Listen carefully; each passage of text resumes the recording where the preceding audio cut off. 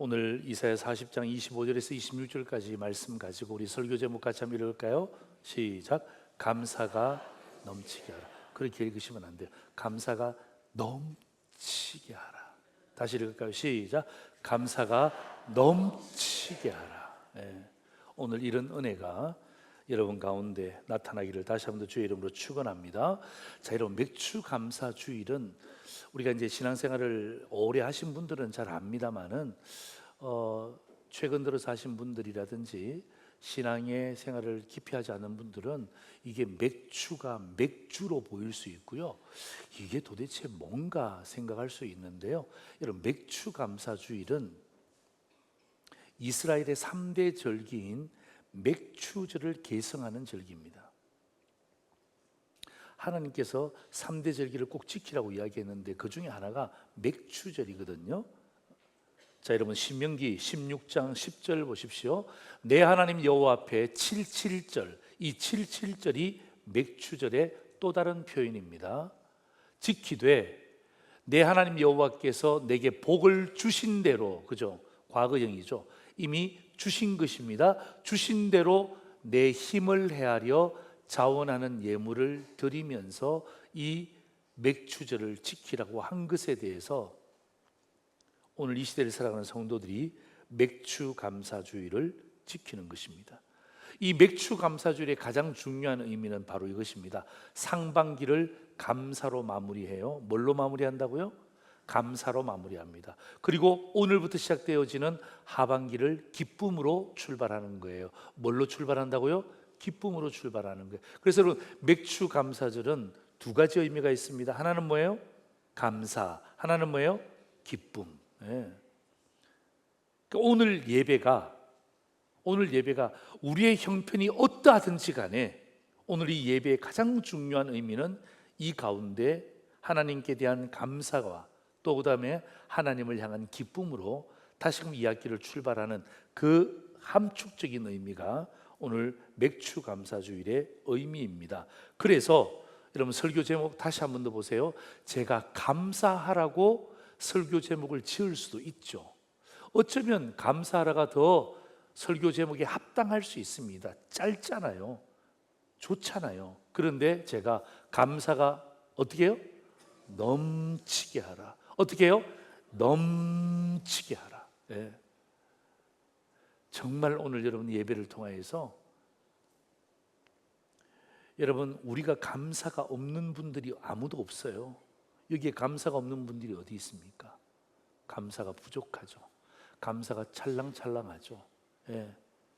감사가 넘치는 것이 어떤 것이냐 하면 제가 어렸을 때에 아버지하고 목욕탕을 자주 갔습니다. 뭐 그렇게 자주 간 건 아니지만 이게 가면 옛날 목욕탕은 이렇게 지금 목욕탕과는 좀 규모가 좀 달라요.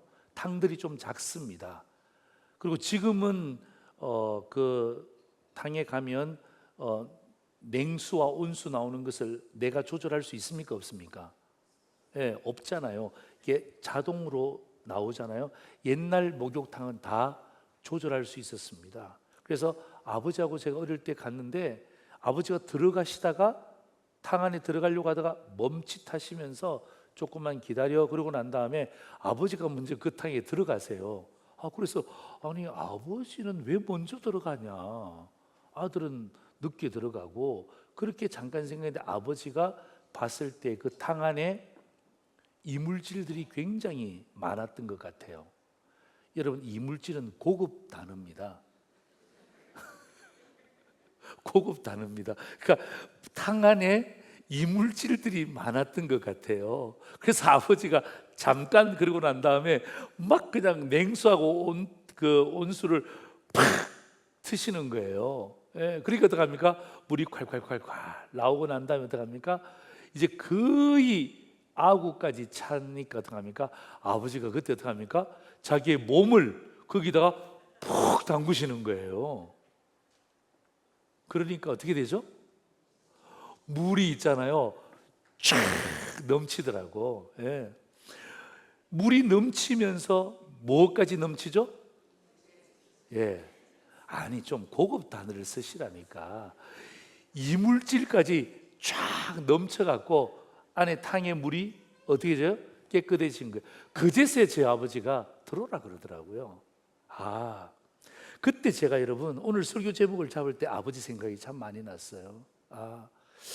여러분 우리 아버지가 저에게 주셨던 지혜였지만 이건 하나님의 진리의 말씀이에요. 예. 여러분 감사가 찰랑찰랑해서는 안 돼요. 감사가 부족해서는 안 돼요. 그래서 어떡합니까? 오늘 성경은요 우리의 형편이 어떠한지 간에 감사가 넘칠 때에, 그죠?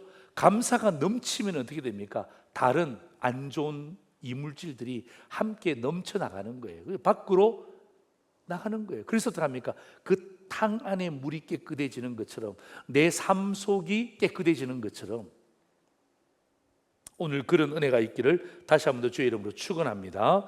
자, 여러분 감사를 제가 사전에 찾아보니까 고마운 마음이래요. 고마운 마음. 예. 여러분 고마운 마음은 어디에서 생깁니까? 생각에서 출발하는 거예요.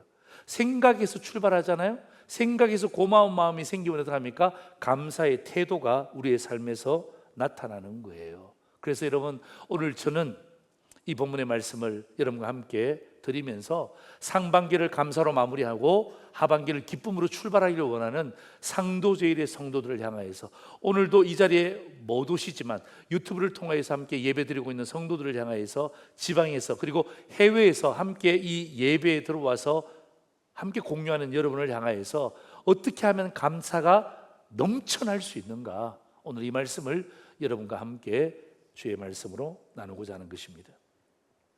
자, 여러분 이사야 40장이죠. 오늘 본문은 여러분 우리가 요즘에 새벽에 이사야 말씀을 받고 있습니다. 제가 한번 이미 말씀드렸지만 새벽에 못 나오신 분들을 향해서 한 번 더 잠깐 언급을 할게요. 여러분 이사야서는요 66장까지 있습니다.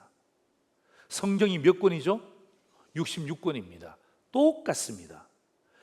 이사야가 66장까지 있는데 성경은 66권입니다.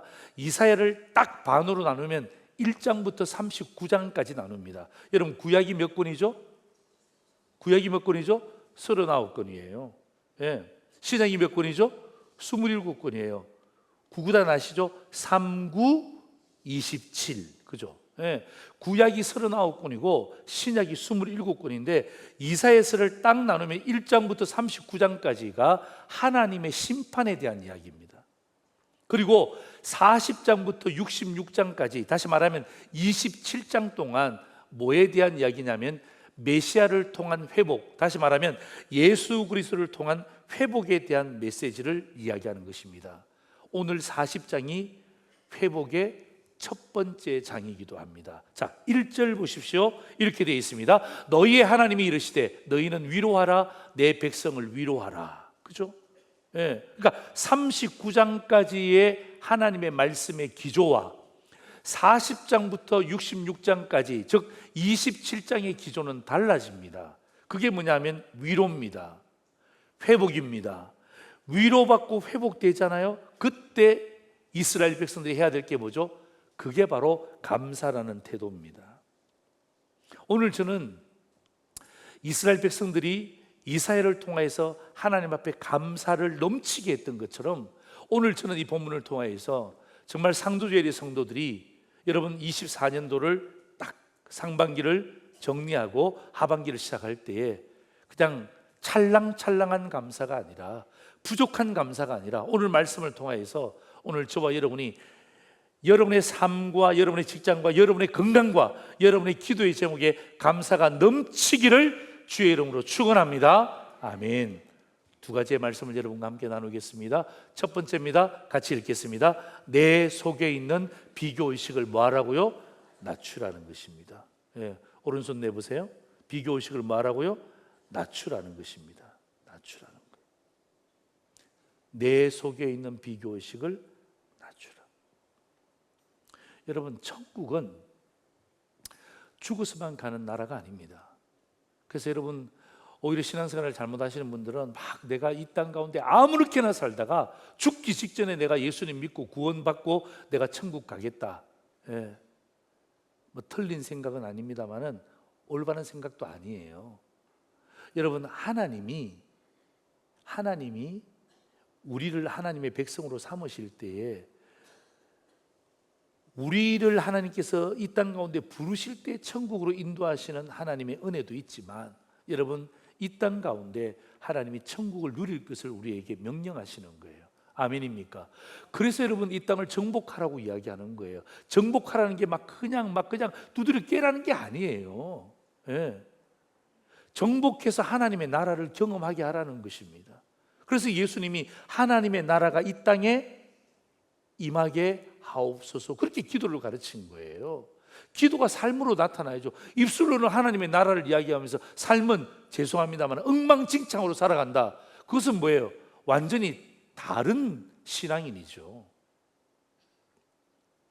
여러분, 이 땅 가운데 천국을 경험하지 못하게 하는 가장 큰 장애물이 뭐냐 하면 환경이 아닙니다. 현상이 아닙니다. 부족한 돈이 아닙니다. 여러분 보세요. 환경이 어려워도, 현실이 좀 어려워도, 돈이 좀 그렇게 많지 않아도, 여러분 정말 천국을 살아가는 성도들이 정말 많이 있습니다. 부자라고 해서 다 천국 같은 삶을 사는 게 아니더라고요. 천국은 그런 데 있는 게 아닙니다. 여러분, 이 땅 가운데 우리가 삶을 살아가면서 천국을 경험할 때에 가장 걸림돌이 되는 게 뭔 줄 아십니까? 그게 바로 내 속에 있는 비교의식입니다. 여러분, 비교하는 순간부터 지옥을 경험합니다.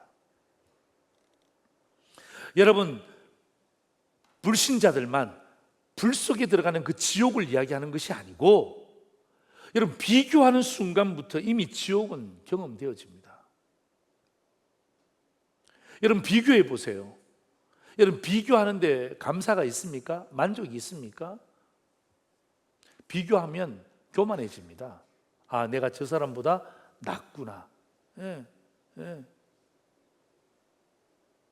여러분, 그 교만은 하나님이 주신 것이 아니잖아요. 그 교만은 하나님이 없는 교만이에요. 이거 정말 무서운 거예요. 비교해 보세요. 내가 실망하고 좌절합니다. 아, 저 사람보다 내가 왜 이렇게 힘들지? 내가 저 사람보다 못한 게 없는데. 비교할 때 좌절합니다. 그게 뭐죠? 하나님이 주시는 좌절이 아니잖아요. 하나님 없는 좌절이 되는 거예요. 그래서 여러분, 우리 기독교 우리 작가 가운데 아주 유명한 C.S. 루이스라는 작가가 이런 말을 했습니다. 이거 우리 같이 읽어야 됩니다. 시작. 현대의 마귀는 비교의식을 통해 인간을 유혹하여 하나님과 멀어지게 한다. 과거의 마귀는 어땠는데요? 과거의 마귀는 죽여버렸잖아요. 그냥 예수 믿어 죽여버렸어요. 성경책 찢어버렸어요. 호적 팥버렸어요. 과거의 마귀들은 이렇게 우리에게 다가왔습니다. 우는 사자처럼 다가온 거예요. 그러니까 두려워 떨었죠. 무서웠죠. 그런데 보세요, 우리 믿음의 선배들이 그 두려움과 무서움 속에 포기하던가요? 포기 안 하잖아요. 우리 상도들의 믿음의 선배들이 포기 안 했으니까 어떡합니까? 오늘 우리가 이런 신앙생활 하는 것 아닙니까? 현대의 마귀는 그렇지 않습니다. 현대의 마귀는 막 성경책 찢어버리고 막 호적 팥버리고 막 그냥 죽여버리고 그렇게 하지 않습니다. 왜? 해보니까 안 되니까 어떡합니까? 어떻게 합니까? 광명한 천사로 나타나서 우리에게 비교의식을 사사삭 넣습니다. 비교의식을 넣습니다. 그래서 어떡합니까? 비교의식이 들어오잖아요. 자, 보세요. 비교의식이 들어오면 하나님이 없는 교만을 경험합니다. 비교의식이 들어오잖아요. 하나님이 없는 좌절을 경험합니다. 그래서 어떡합니까? 결국 하나님과 멀어지게 만드는 거예요. 여러분, 마태복음 20장에 보면 포도원 품꾼의 비유가 나옵니다. 아마 신앙생활 좀 하신 분들은 몇 번 설교를 들으셨잖아요. 포도원 품꾼의 비유인데 그게 뭐냐 하면 예수님의 비유 아닙니까? 인력시장에 나간 거예요. 주인이 나가보니까 사람들이 이미 많이 뽑혀갔어요. 근데 어떡합니까? 어떤 사람은 서 있네요. 어떤 사람은 빈둥빈둥 놀고 있는 거예요. 그래서 이 주인이 가서 서 있으면 뭐하냐? 놀고 있으면 뭐하냐? 우리 포도원에 가서 일하렴. 그러니까 어떡합니까? 너무 감사해 하는 거예요. 감사해 하는 거예요. 가서 일하는 거예요. 그래서 어떡합니까? 또 시간이 지나서 어떡합니까? 일꾼들이 더 필요했나 봐요. 주인이 또 인력시장 가니까 또 빈둥빈둥 서서 놀고 있는 사람들이 있는 거예요. 아니 당신들은 여기 왜 놀고 있냐라고 이야기하니까 마태복음 20장에 성경의 워딩이 뭐냐 하면 우리를 품꾼으로 쓰는 이가 없습니다. 그러니까 여러분 인력시장은요 아침에 다 끝나는 거 아시죠? 여러분 인력시장이 뭐 오전까지 오후까지 간다 그런 일 없습니다. 예. 인력시장은요 아침에 다 끝납니다. 그러니까 아침에 능력자들 다 뽑아가는 거예요. 그게 남아있는 사람은 어떤 사람들이에요?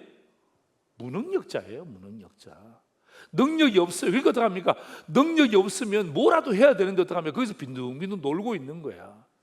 그러면서 어떡합니까? 이 주인이 가니까 아유 주인 어르신 우리를 품꾼으로 쓰는 사람이 없습니다. 품꾼으로 쓰는 사람이 없는 게 아니라 본인이 무능력한 거죠. 그래서 주인이 어떡합니까? 그래? 그럼 우리 포도원에 가서 일하렴 하고 또 데리고 가서 또 일하는 거예요. 몇 번을 걸쳐서 인력시장에 가서 데리고 와서 포도원의 품꾼으로 일하게 하고 난 다음에 이제 싹스를 주는 거죠. 이제 하루가 지나가니까 수고한 노동의 대가를 주기 위해서 어떡합니까? 늦게 온 사람부터 먼저 주인이 돈을 준 거예요. 돈을 주니까 어떡합니까? 일찍 온 사람들이 야, 저 사람이 저 정도 받네? 그럼 우리는 더 받겠구나. 주인이 그렇게 말한 적이 없어요. 주인이 더 준다고 말한 적이 없잖아요. 가서 일하라. 그러면 내가 여기에 맞는 금액을 주겠다. 일하라. 여기에 맞는 임금을 주겠다. 일하라. 여기에 맞는 싹스를 주겠다. 그렇게 이야기를 했는데 다른 사람에게 주는 것을 보고 난 다음에 순간 비교의식이 생긴 거예요. 머리를 딱 돌리니까 저 사람이 저 정도 받으면 나는 더 일찍 왔는데 3시간 전에 왔는데 6시간 전에 왔는데 나는 더 받겠거니 생각했는데 에게게 뭐예요?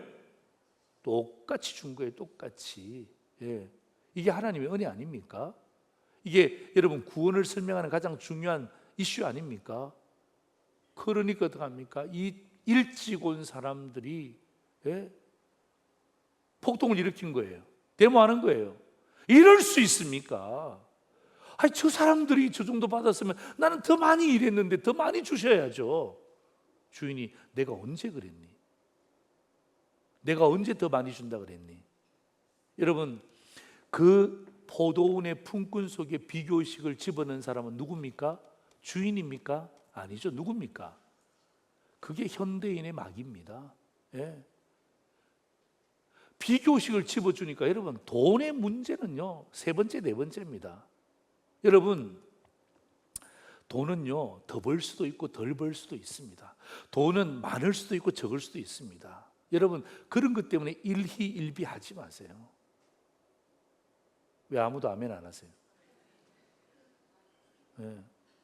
왜 늦게 합니까? 진작하셔야지. 여러분 그거는 사람마다 다릅니다.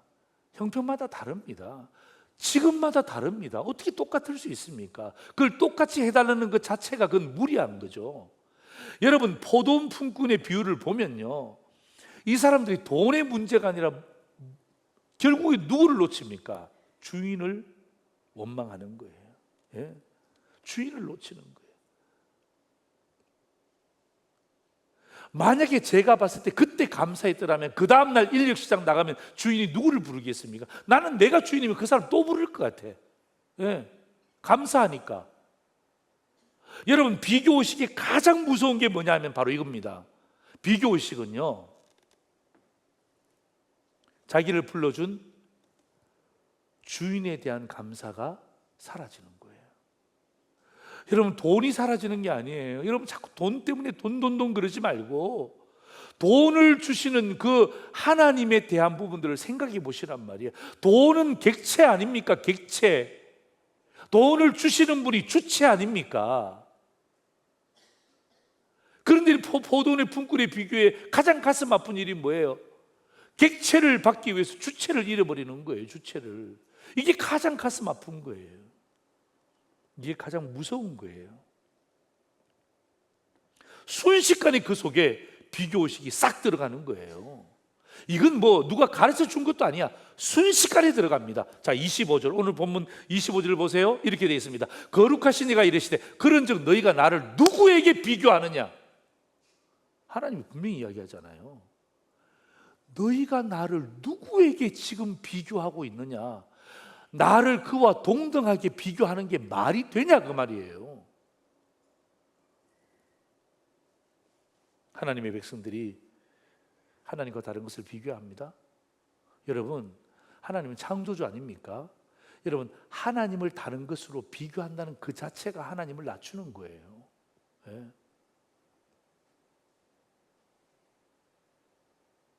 여러분, 우리가 여러 어려움을 경험할 수 있잖아요. 또 그리고 우리가 또 어떤 의미에서는 이 잘 되는 것을 경험할 수 있잖아요. 그럴 때 여러분, 하나님을 비교의 대상으로 놓는 순간요, 하나님을 비교의 대상으로 놓는 순간 하나님은 이미 어떻게 합니까? 낮추어지는 거예요.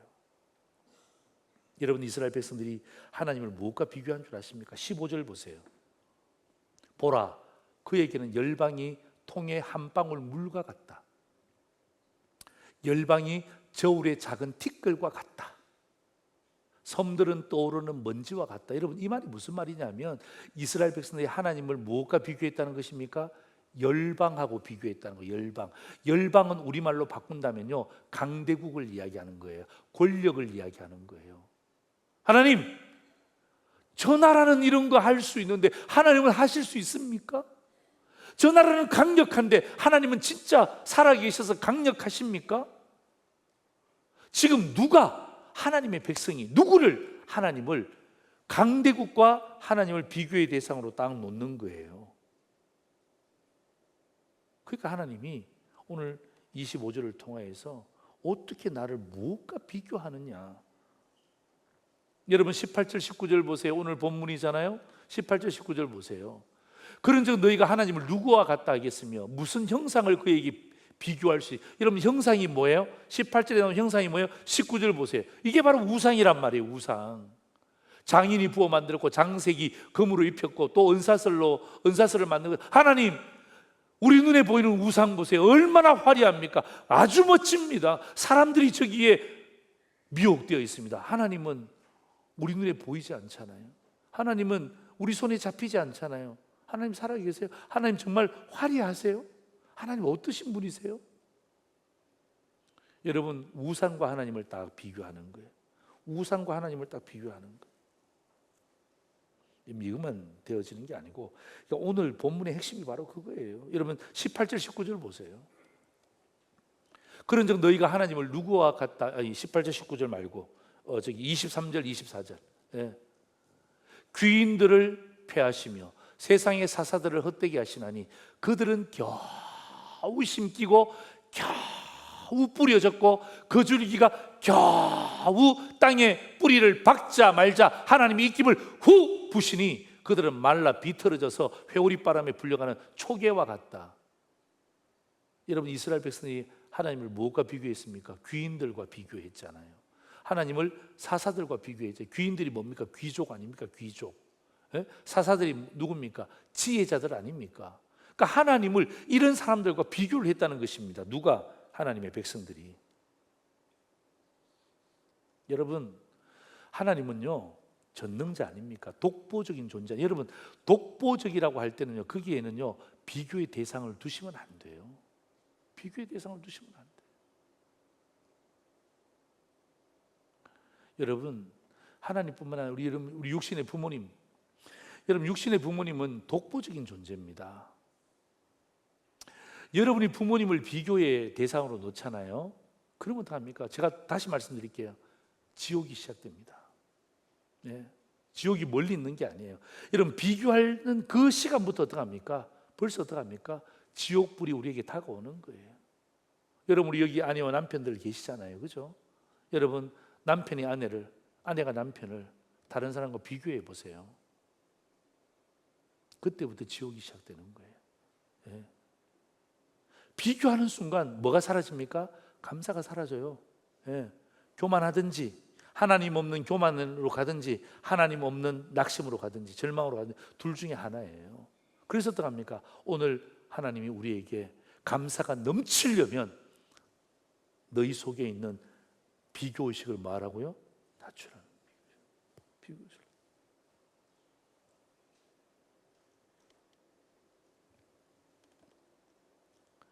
저는요, 막 우리 성도님들이 나 막 동창회 가는 거나 이런 거 별로 여러분은 알아서 하시겠지만은, 왜냐하면 동창회 가서 좋은 일을 본 적이 없어요. 가면 무엇합니까? 여러분 동창회 가면 무엇해요? 다 비교합니다. 야, 너 옛날에 나보다 공부 못했잖아. 어쩌라고? 그때는 공부 못했지만은 지금은 상황이 달라졌어요. 공부를 못했다고 해서 못 사는 게 아니라 공부를 못했지만은 오히려 다른 방향을 너무 잘해갖고 있잖아요. 대성공한 사람들도 한두 사람이 아니고. 근데 동창회 가면 그런 것들만 보고 있는 거예요. 무슨 옷을 입고 왔나, 무슨 차를 타고 왔나, 골프는 치나 안 치나. 골프 치고 싶으면 집에서 그냥 탁구공 가지고 치면 되지. 나는 그런 생각이, 난 개인적으로 그런 생각이 있어요. 예. 그런데 가서 안 좋은 것들만 배우는 거야. 물론 좋은 것들도 있겠지만은, 예. 왜? 그런 곳이 비교의 대상이 되더라고요. 예. 등산 가시는 분들, 산 타시는 분들 좋죠. 이제 여러분 등산 동호회도 가면 딱 보니까 그 옷 메이크가 뭔지 그게 그렇게 비교한대요. 예. 옷, 나이키를 입고 싶으면 그냥 매직으로 그냥 그려 이렇게 그려서 입고 가면 되지. 굳이 그 사람이 뭘 입고 왔는지, 이게 얼마짜리인지 왜 그렇게 합니까? 왜 그렇게 합니까? 제가 이야기하는 그때마다 자꾸 비교의식이 드는 거야. 비교의식. 그러니까 동우의 모습 이런 거 제가 이야기. 그러니까 여러분 자꾸 무슨 관악산 이런데 관절도 안 좋은데 왜 자꾸 관악산을 갑니까? 여호와의 산으로 올라오시기를 주의 이름으로 축원합니다. 예. 맨날 그냥 관절 안 좋다 그러면서 주사 맞는다 그러면서 왜 그 말로 올라가는지 몰라. 여호와의 산에 올라와서, 그죠? 은혜 받고 하면 좋지. 여러분 제가 이야기하는 핵심을 이해하시겠죠?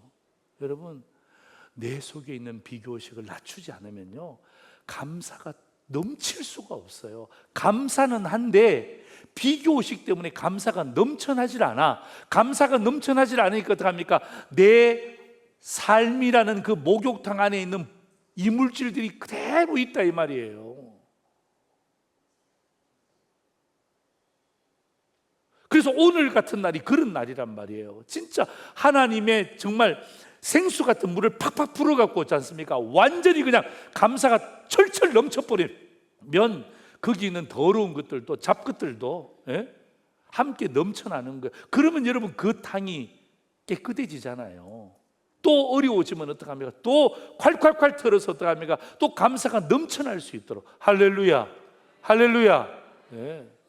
아멘은 잘하지만 이게 잘 안 됩니다. 잘 안 됩니다. 저도 잘 안 돼요. 저는 동창회 같은 데 잘 가지 않지만 잘 안 돼요. 왜? 여러분 지도자가 되면요 이게 잘 안 됩니다. 지도자가 되잖아요. 가장이 되잖아요. 장이 되잖아요. 위원장이 되잖아요. 그러면요 이게 비교의식이라는 게 이게 꼬리에 꼬리를 묻니다. 잘 안 됩니다. 그래서 하나님이 우리에게 감사가 넘쳐나려면 비교의식을 낮춰야 되는데 이게 잘 안 되기 때문에 하나님이 우리에게 한 가지 더 허락하신 게 있습니다. 자, 두 번째거든요. 같이 한번 읽습니다. 시작. 내 속에 있는 창조의식을 높여라는 거예요. 예. 비교의식이 잘 안 된단 말이에요. 낮추는 게 어렵단 말이에요. 제가 인정하잖아요. 예. 하나님이 어떻게 합니까? 우리 속에 있는 창조의식을 높일 수 있도록 하나님이 우리에게 말씀해 주셨는데, 자 보세요. 우리는요 어떤 의미에서는요 이렇게 이야기할 수 있습니다. 목사님 세상에 나가보세요. 예, 모든 게 다 비교입니다. 예, 이것저것 비교. 우리도 물건 살 때 비교해서 사는 것도 있잖아요. 그죠? 예, 그런 부분들도 있습니다. 그래서 우리가 다 모든 비교의 상태에서 살기 때문에 우리는 비교하지 않을 수가 없습니다.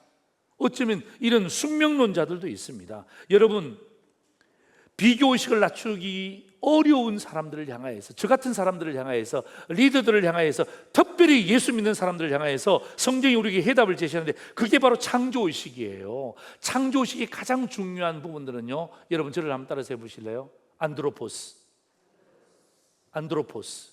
예.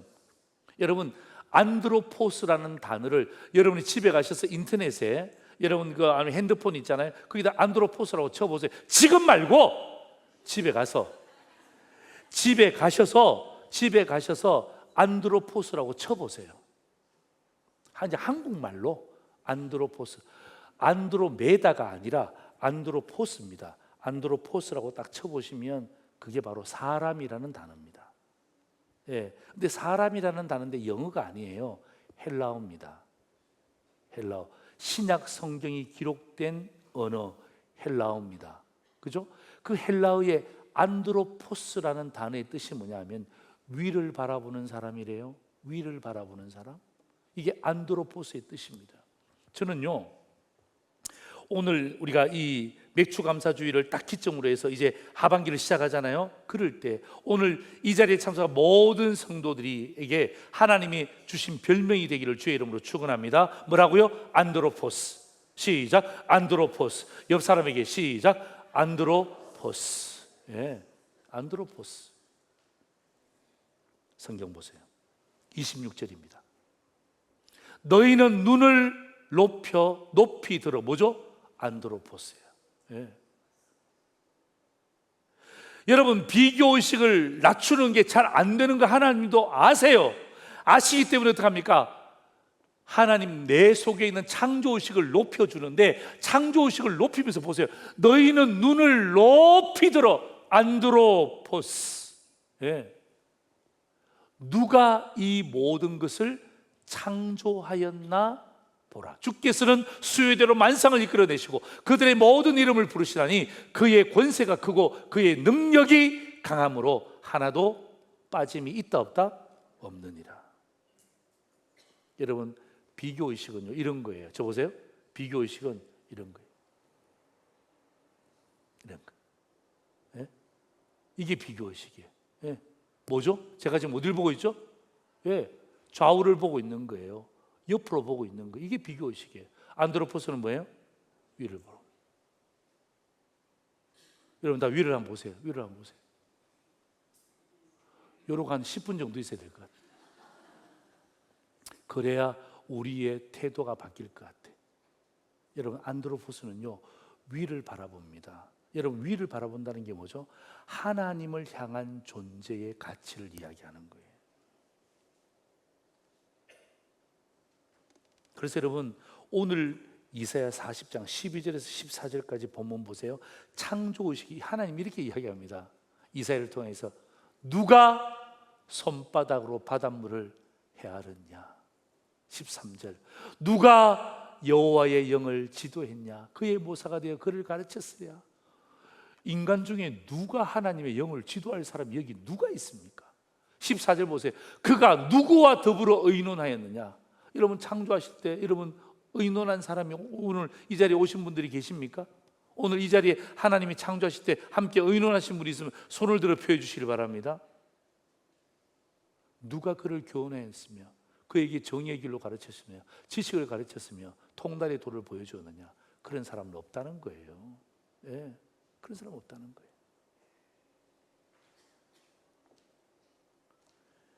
여러분, 오늘 하나님은 우리에게 이 비교의식을 낮추는 것, 여러분 이게 굉장히 중요합니다.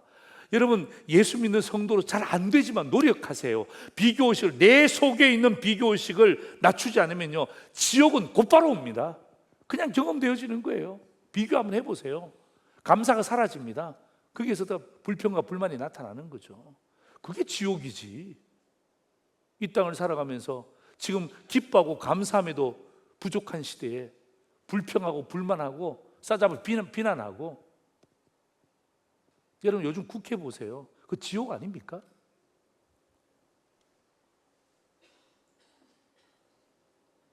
너무 가슴 아파요. 너무 가슴 아파요. 너무 가슴 아파요.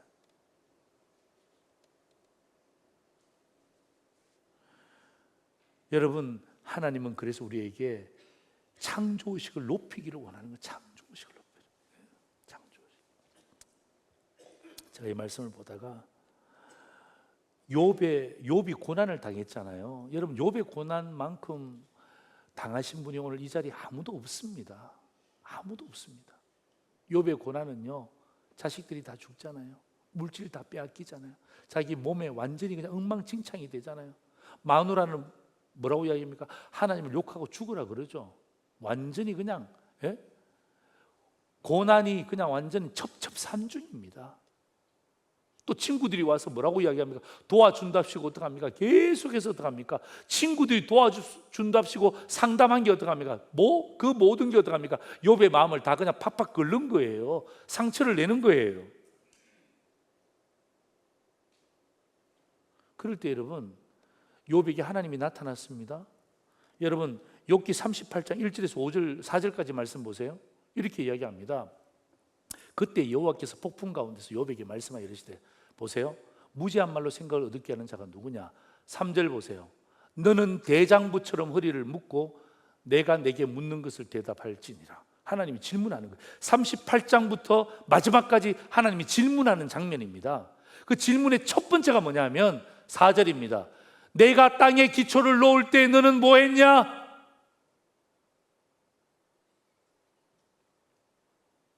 내가 창조할 때 너 뭐 했지? 네가 깨달아 알았으면 나한테 한번 이야기해봐라. 여러분, 5절, 6절, 7절 하나님이 계속 욥에게 이야기하는 게 뭐냐면 창조의식이에요. 여러분, 제가 욥 같으면 몸도 엉망진창이 되었고 애들도 다 죽어버렸고 엄청난 물질 다 빼앗겨 버렸고 아내도 떠나가고 친구들도 떠나가잖아요. 그럴 때 하나님이라면 이렇게 하셔야 되는 거 아니에요? 욥아, 고생 많지? 그래, 다 떠나갔구나. 이제 내가 너와 함께 하겠다. 너 몸 원상태로 복귀, 물질 원상태로 복귀, 자녀 원상태로 복귀. 그렇게 하면 욥이 여러분 마지막 인생을 얼마나 기쁜 마음으로, 야 진짜 하나님 살아계시구나, 할렐루야, 이렇게 할 텐데 하나님이 그렇게 할 수 있는 능력이 없는 분이 아니심에도 불구하고 38장부터 끊임없이 욥에게 있잖아요, 뭐 이야기하지 않으세요? 창조의식을 가르치는 거예요. 창조의식을 집어넣는 거예요. 계속해서 이야기합니다. 예. 계속해서 여러분 성경 읽어보시면 하나님이 창조할 때 너 뭐 했냐부터 시작해서 계속해서 질문합니다. 그럴 때 있잖아요, 욥이 딱 결론 내립니다.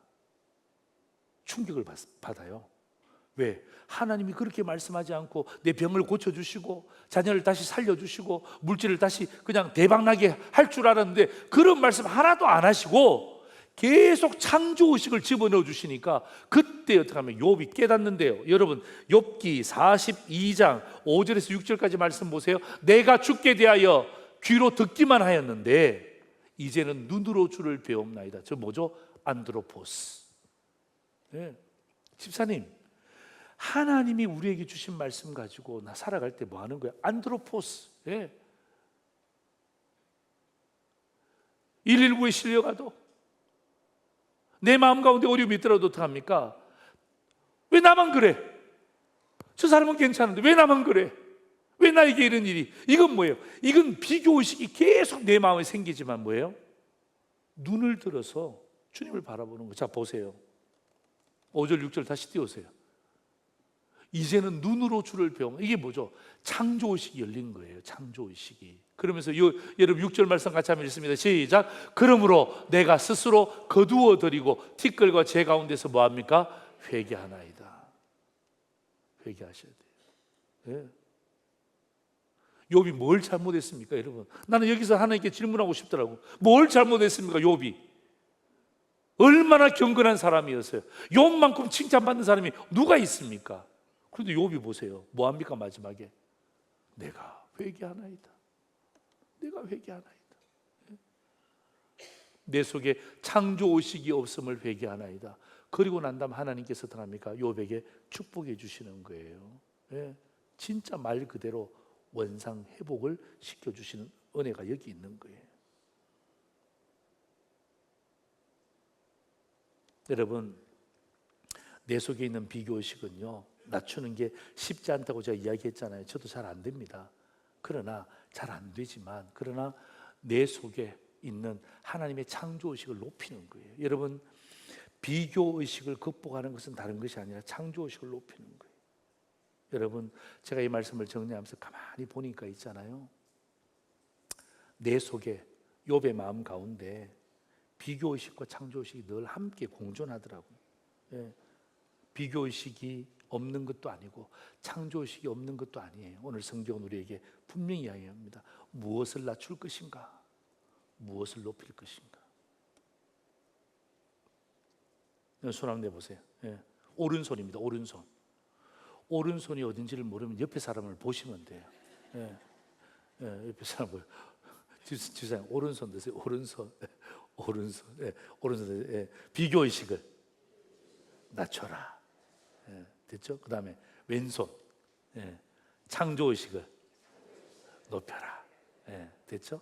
같이 한번 해볼래요? 같이 시작. 아니 같이 시작. 또 이게 안 되네. 왜 이렇게 해? 비교의식도 높이고 창조의식도 높이면 어떻게 하나님은 어떻게 하시라고. 다시 한번, 비교의식은 낮추고 창조의식은 높이는 거예요. 모션만 하는 거예요. 시작. 잘하셨어요. 예? 여러분, 오늘 식당에서 누구 사람 만날 때 뭐 인사할 때 그냥 인사하지 말고 어떻게 인사하는 거예요? 집사님, 내일 직장에 가서 있잖아요. 직장에 가서 좀 보기 싫은 사람 만나잖아요. 만나면 어떡합니까? 보기 싫어, 아우 보기 싫어, 이렇게 하지 말고 활짝 웃으면서 예. 하나님, 내 속에 있는 비교의식을 낮추어 주시고 창조의식을 높여주세요. 여러분, 창조의식이 높아지잖아요. 창조의식이 딱 높아지면 하나님 우리에게 창조의식이 높아지면 나타나는 결과를 말씀으로 주셨어요. 이사야 40장 13절입니다. 한번 보세요. 자, 여러분, 이 말씀 같이 한번 읽을까요? 시작. 오직 여호와를 악망한다. 뭐예요? 안드로포스. 그죠? 여호와를 악망하는 자는 계속요 새 힘을 얻으리니 독수리가 날개치며 올라감 같을 것이요 다른 박질하여도 곤비하지 아니하겠고 걸어가도 피곤하지 아니하리로다. 아멘. 예. 그래서 여러분 이 말씀이 이사야 40장 31절이 40장이 끝절에 딱 붙어 있는 거예요. 이게 창조의식을 가지고 있는 사람들이 부르는 이 말씀이 하나님 말씀이고, 여러분 이거 가지고 있잖아요. 하나님께서 우리에게 찬송 주셨어요. 찬송. 예, 찬송 주셨어요. 한번 찬양 한번 할까요? 여러분, 제가 먼저 1절 부르고 여러분이 함께 1절 부르는 거예요. 주 여호와를 앙망하는 자 새 힘을 얻으리로다. 예, 반주 한번 주세요. 박수하면서 제가 먼저 불러볼게요. 주 여호와를 앙망하는 자 새 힘을 얻으리로다. 독수리 같이 날개를 치며 높이 어떤 창공이요? 푸른 창공 나르네. 뛰어가도 고단치 않고 걸어가도 우리 다 같이 합니다. 주 여호와를 앙망하는 자 새 힘을 얻으리. 독수리 같이 날개를 치며 높이 푸른 창공 나르네. 뛰어가도 고단치 않고 뛰어가도 고단치 않고 걸어가도 뛰어가도 고단치 않고